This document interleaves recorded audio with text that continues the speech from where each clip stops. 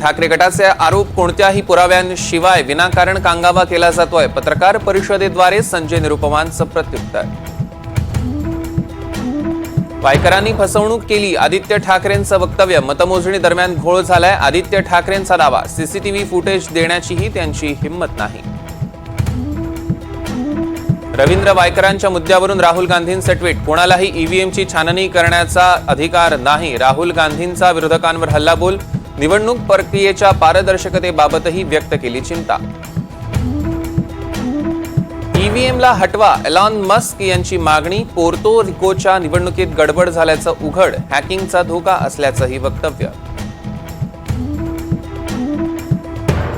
लोकसभा अध्यक्षपदासाठी चंद्राबाबूंना पाठिंबा देऊ. संजय राऊतांचं एनडीएला पाठिंबा देण्याचं वक्तव्य. लोकसभा उपाध्यक्षपद विरोधकांना मिळायला हवं, संजय राऊतांची मागणी.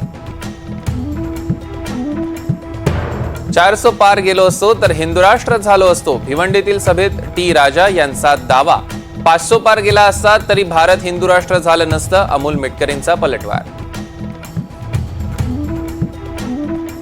पुणे पोर्श अपघात प्रकरणी बाल न्याय मंडळाच्या 2 सदस्यांच्या अहवालात त्रुटी. मंडळ अडचणीत, कारण दाखवा नोटीस. 4 ते 5 दिवसात नोटिशीला उत्तर देण्याचे आदेश.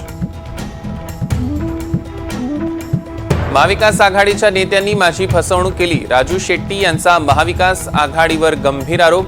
महाविकास आघाडीतील सर्व नेत्यांना भेटलो होतो, पण त्यांनी तेच केलं जे त्यांना करायचं होतं.